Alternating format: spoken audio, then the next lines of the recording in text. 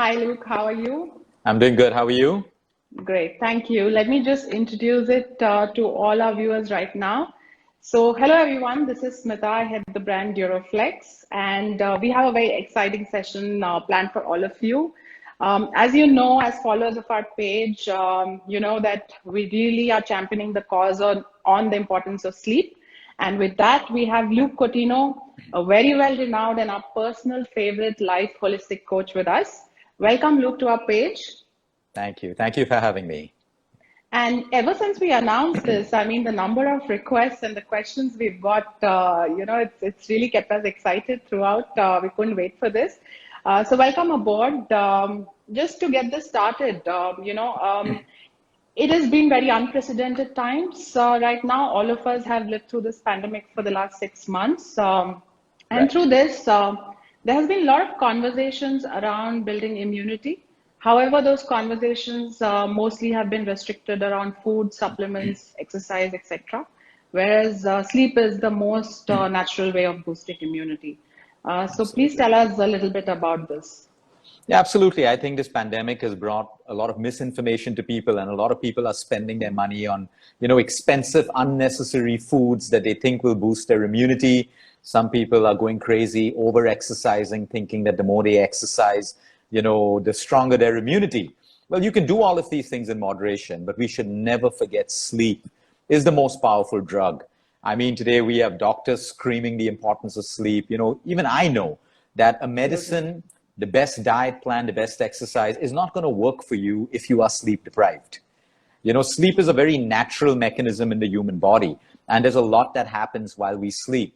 But unfortunately, social media, the news, media channels, the wrong definitions of success have showed people that compromise your sleep if you want to be successful. Work more, Yeah. sacrifice your sleep. But today we all realize with science, with medical science, that it's actually the opposite. That you can be on the best treatment for your condition, but if you're not sleeping well, you have the biggest problem. And Yeah, more than just that, absolutely. people are, they put on weight and they want to lose weight. Everyone's trying to lose weight and they go onto these fad diets and exercise programs. But if they are sleep deprived, nothing is going to work at all. So for me, everything is important: your diet, your exercise, your mental awareness, but sleep is the most important, because sleep controls every single living cell in the human body, every function of the human body. So if you're sleep deprived, you have the consequences of sleep deprivation.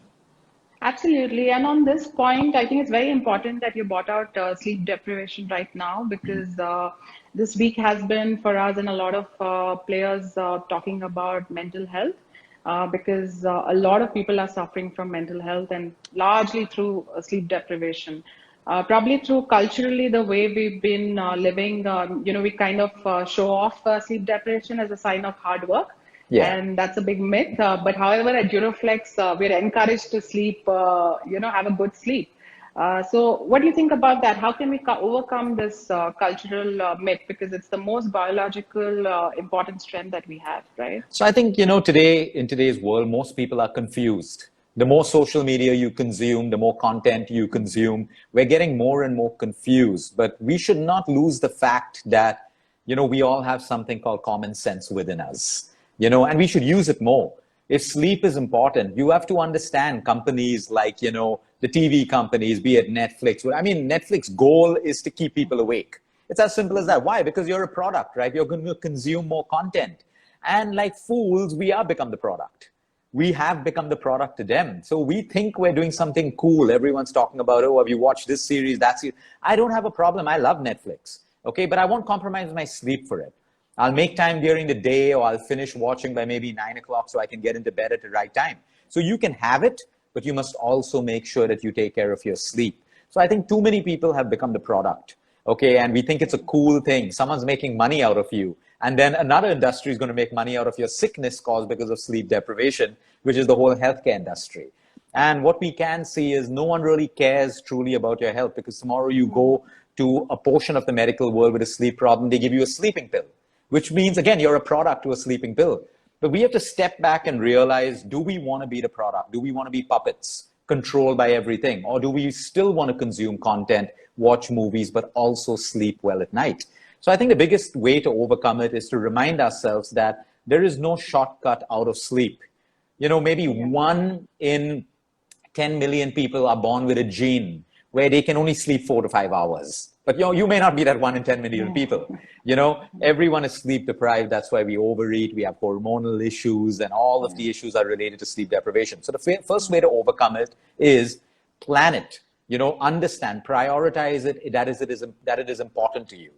Social media makes us prioritize different things, like, prioritize more time on social media. The same way we make it a priority, make your sleep a priority. So you understand that there are certain things like brushing your teeth that you have to do. You have to sleep well, you got to brush your teeth, exercise, eat clean. So when we make it a priority, then we start doing it the right way. If it's not a priority, we'll choose to skimp on it because it's not that important to us. Yeah, absolutely. On that, I think the biggest lack of knowledge is what is the right way to sleep. Can you catch up on it on weekends, which again is a myth. How many hours do you sleep? How do you set a sleep routine, and how important it is?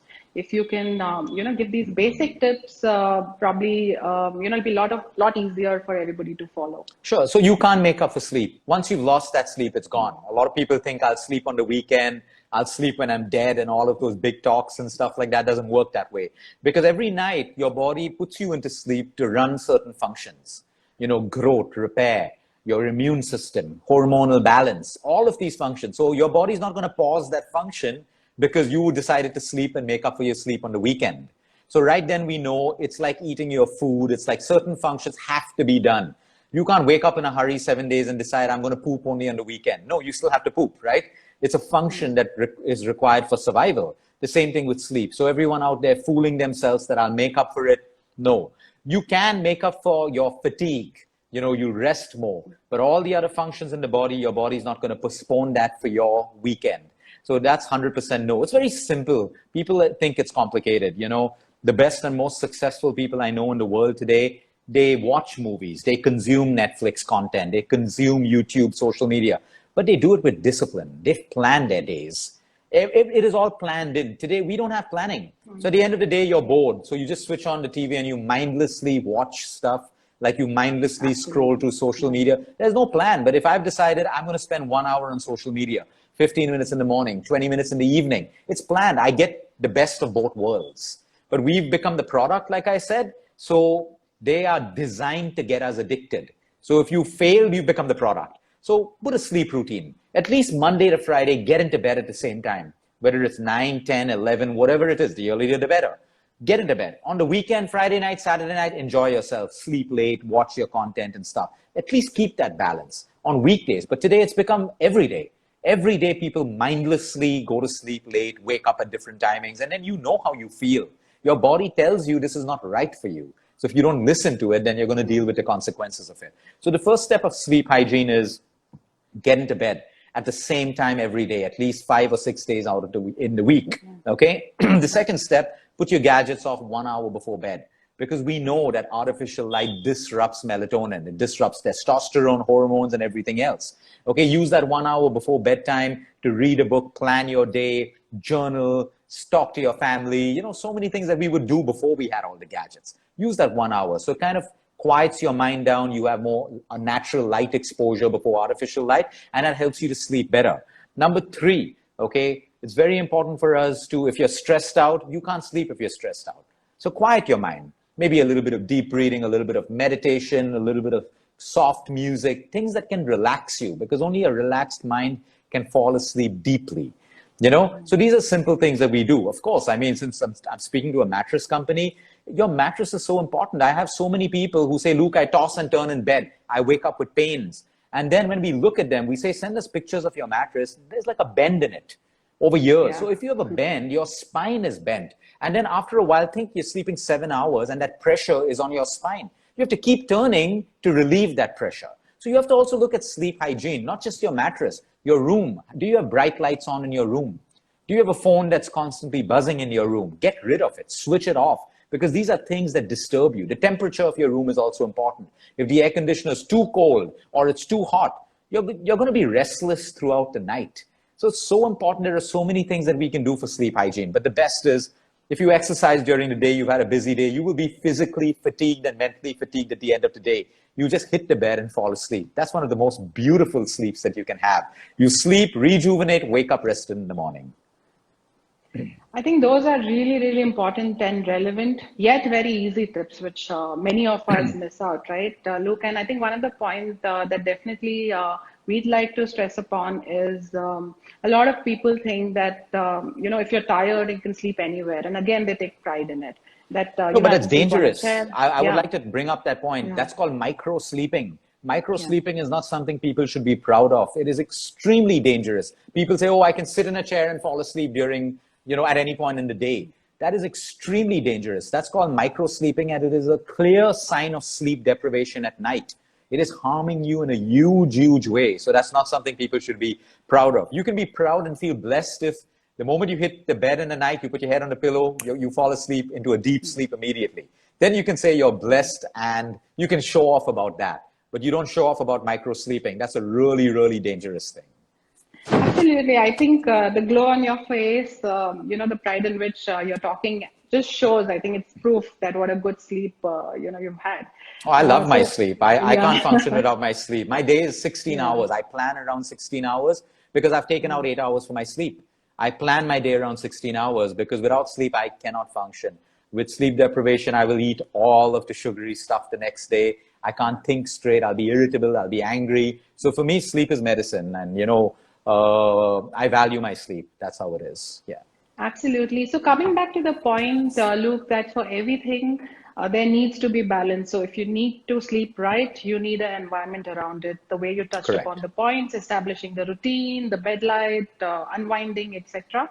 And also to come back to the point of having a good mattress, right? So even as a brand, what we experienced before the pandemic, we were having a very tough time telling people how important it is that mattress is your supplement. You need it to have good night's rest. I'll give you a simple But yeah, example. If you travel and you stay in different hotels, yeah. usually the first night you won't really get sleep. It's a different mattress. You're used to yours at home, whether it's firm or soft. And the hotels usually give you the luxurious ones, which, they're comfy for 5 minutes and after that they're very uncomfortable. So, you can't sleep. It's disturbed your sleep. I've been on travel journeys where I'm in a different city every night and, every mattress is different. So it plays a huge role. So sometimes I just put a yoga mat down on the floor and I sleep because I want to be adjusted to that particular firmness or that hardness just to get a good night of sleep. So it is extremely important, definitely. Yeah. Are there a lot of myths again associated with the mattress that it's all right? If you have back pain, it's good to sleep on the floor. It's good to sleep on age-old materials. So something around that to tell all our listeners that how important it is to have a technologically advanced See, it's product. different for everyone. We have patients with extreme back pain, and sometimes their orthopedic doctors just change their mattress and they feel better instantly. So of course, if you're going to be 7, 8 hours lying on your back or your side on a particular position in one place, you want to make sure it's as comfortable as your chair. Like if you have a sitting job and your chair is not comfortable, now, relate to that, right? You're not going to be comfortable working. So like everything in life, there has to be a certain amount of comfort that suits us. Too much of comfort also is not a good thing. It is absolutely not a good thing. So it really depends. It really depends. Some people have a certain curvature in their spine and the kind of mattress, the kind of pillow. A lot of people with cervical spondylitis, the pillow matters. The angle at which you put it, the firmness of the pillow. So all of these are real things, But over and above just the mattress, there is everything else, the gadgets, the light, everything else that we spoke about. But these are extremely important. Like if you run in shoes that you're uncomfortable running in, you're going to have a lot of problem with your feet, with your toes, with your calf Yeah. muscles, So it's the same. We have to do things that suit us, Yeah.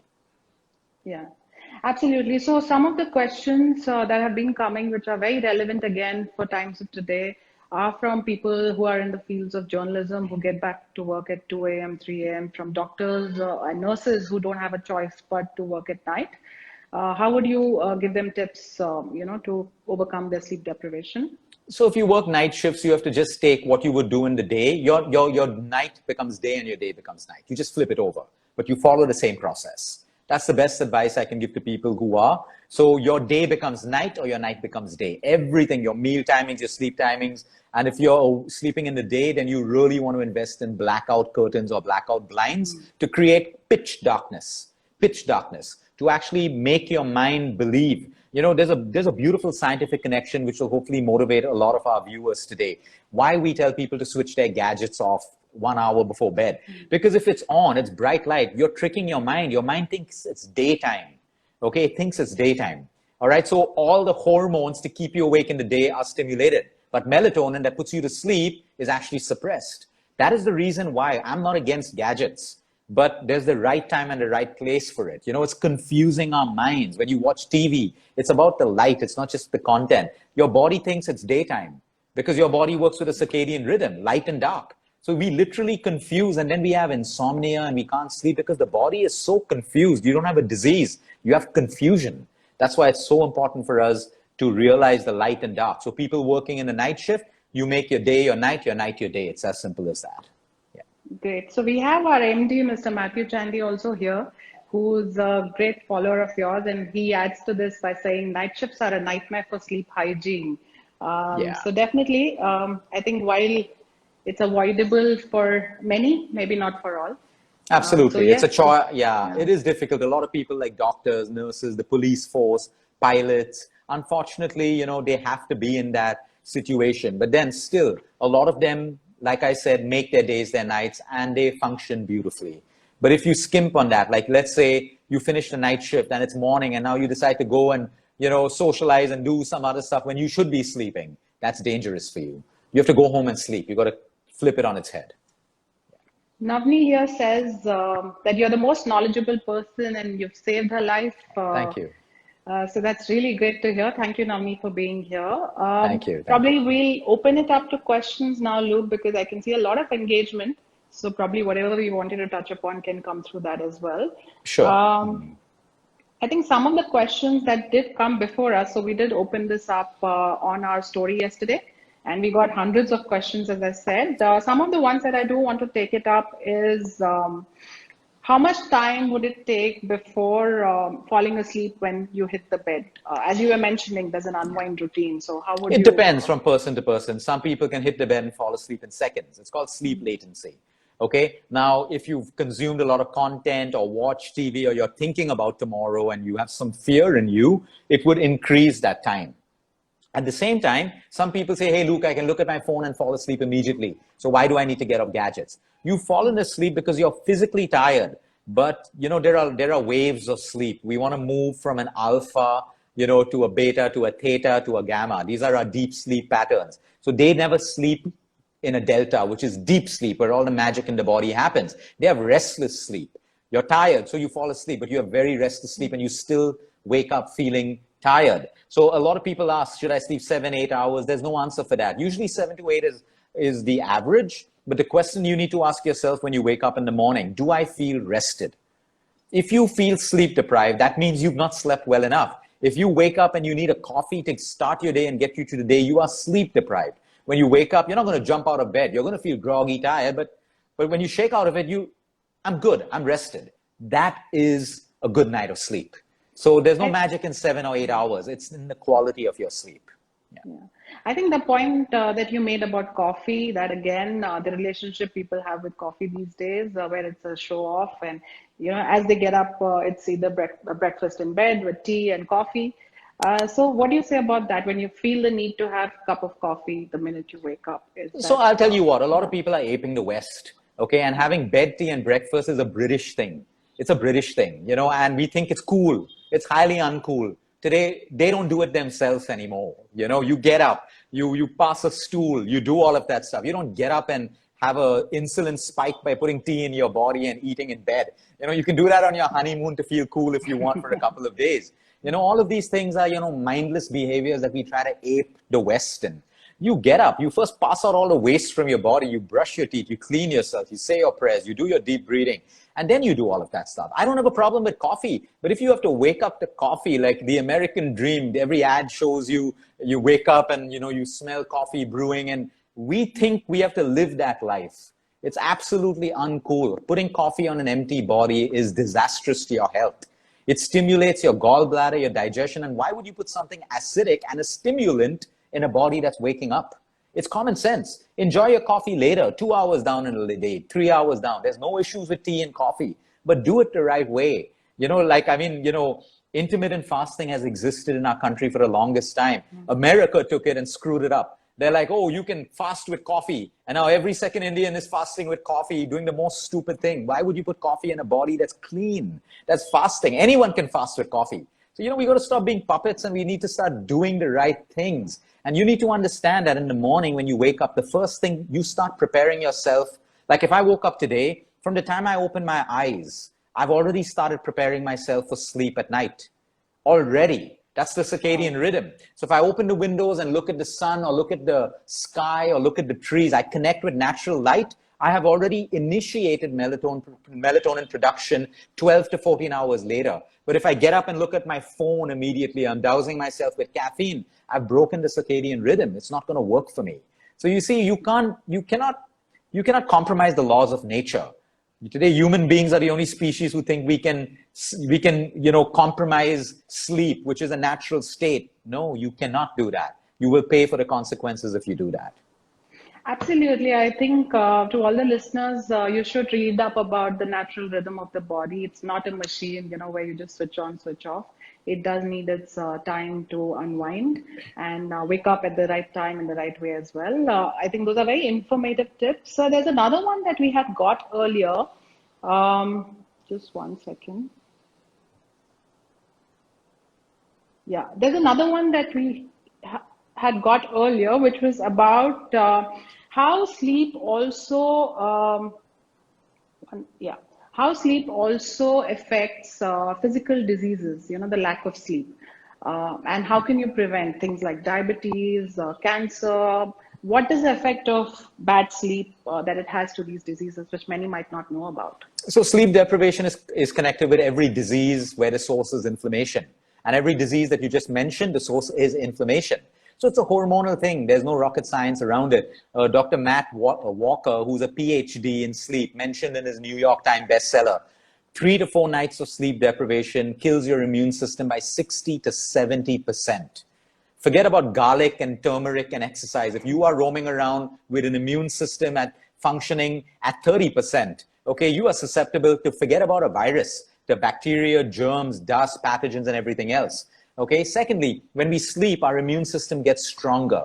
When we sleep, our hormones balance. If we don't sleep well, we wake up with a hormonal imbalance. The classical example is a young teenage girl with PCOD, which is really common. Okay. Not sleeping well, so you have sleep deprivation, you have a hormonal imbalance. The hormonal imbalance causes your PCOS. Now you're given an oral contraceptive. Maybe you need to take it, but is that the right solution, or is sleeping better to balance your hormones the right solution? So you see, we have to be smarter than the system and understand that most people, to lose weight, it is impossible to lose belly fat if you are sleep deprived. You may tone up your arms, your legs, and all of that stuff, but you'll never lose belly fat. So sleep deprivation is linked with the cause of most diseases today. Thank you on touching on that point, because there are a lot of women here who are talking about sleep deprivation due to menopause, due to delivery, and they're suffering from insomnia, which is really a problem of many women today. If you can just throw some light on some tips on how can they overcome this? So I think the biggest problem of menopause in our country today, most women have manifested a bad menopause because they keep talking about it. You menopause at 39 today and 40 and 41. There's something terribly wrong with lifestyle. Most of our moms menopause at 50, 53, and they didn't even know about it. They didn't go through any symptoms. One fine day, period stopped, everything changed. Today, because of the sleep deprivation, the amount of stress, and every second or third woman is talking about menopause and talking about the consequences. They've manifested it on themselves. And a lot of women today have not maintained their weight. When I'm saying, I'm not saying you need to have a size 0 figure. I'm not saying you got to look like a model. But if you're excessively putting on belly fat, you are definitely going to have a more symptomatic menopause. You're going to go through that because, holding on to a lot of belly fat means you're holding on to a lot of estrogen, which is unnecessary. So I always encourage women in the age group of 30, 35, 40, look at your weight loss. Don't beat yourself up to become a model or whatever. If you want to do that, that's your choice. But it's not okay holding excess abdominal fat. It's not okay. I know you may want to accept yourself and have the world accept you and all of that stuff. Agreed. It doesn't change you as a person. But please understand, if you're constantly accumulating belly fat, there's a problem. Your body's trying to tell you that you're doing something wrong and you need to change that. So the more menopausal symptoms you have are mainly because of these issues. And of course, when you go through menopause, sometimes you'll have sleepless nights because of the hot flushes and all of that. There's a lot of natural things you do. If you've not given up sugar at that point, or you're still over drinking and binge drinking, your menopausal symptoms are going to be way worse. If you've not given up smoking at that age, your menopause is going to get worse. So these are natural things that the body goes through. Let it go through its natural process. If the symptoms are worse, it's because you're living a poor lifestyle. Yeah, I think absolutely relevant, especially for me as a woman and many others. Accept your body, take good care of it, and it's very important to sleep very well. On that, we'll take up maybe just one or two questions more. The other one is, what about sleep positions? So someone's asking, what is good sleep position? What are the various kinds of positions? Some light on that.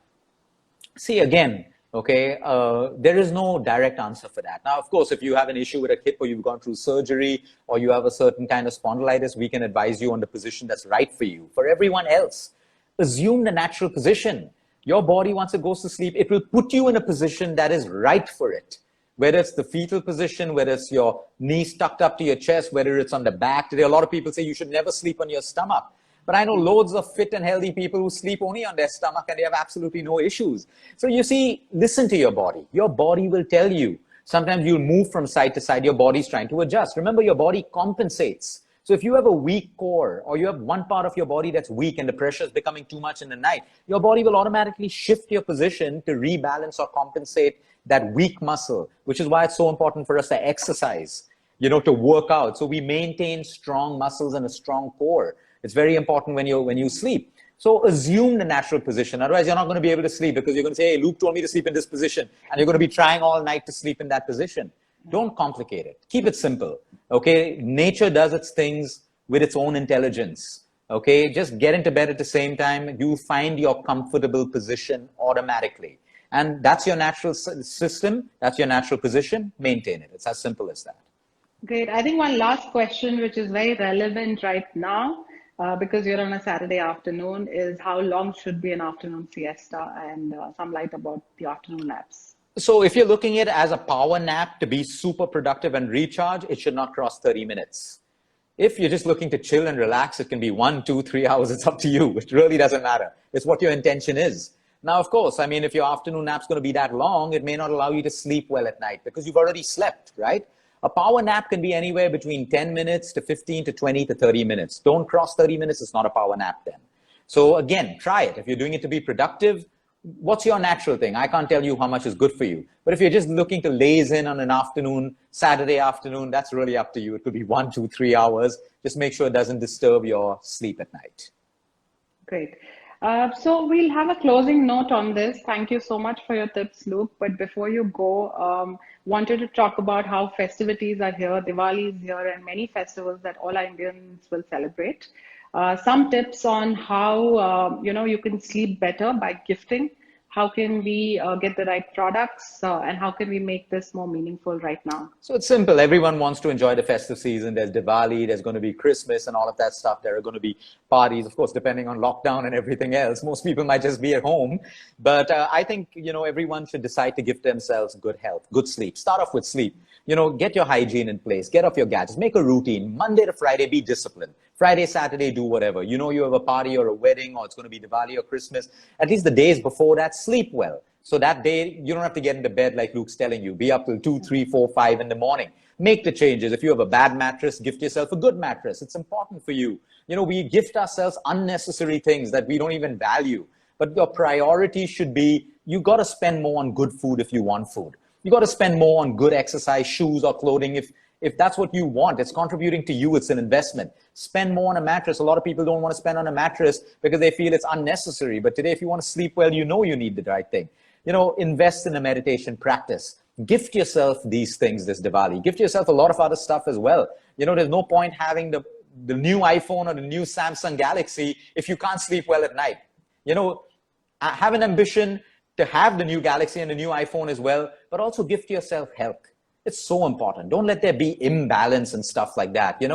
Some of my, not my clients, some people I know spend money on things like food and restaurants and all, but they won't pamper themselves to things that they truly need. So gift yourself what you need for your health. Respect your body, respect your night of sleep, respect your digestive system. Spend more on food if it's going to be quality. Don't spend more on crap food and then spend all that money on medical bills. So I think these are the best gifts we can give ourselves on Diwali. Yeah. Great. I think that's the most important message, Luke, that this Diwali is different. I think we need to focus on our health and gift yourself good sleep. That's our messages Absolutely. on our brand as well. I really enjoyed having this chat with you, and all of us at Thank you. Duroflex, I'm sure, are here listening to you. I see a lot of listeners to 79 right now, and I'm sure they've enjoyed it as well. Thank you so much for being here, Luke, and we'll Thank you. It's my pleasure. Thanks, everyone. Have a great weekend. Thank you. Bye-bye. Thanks.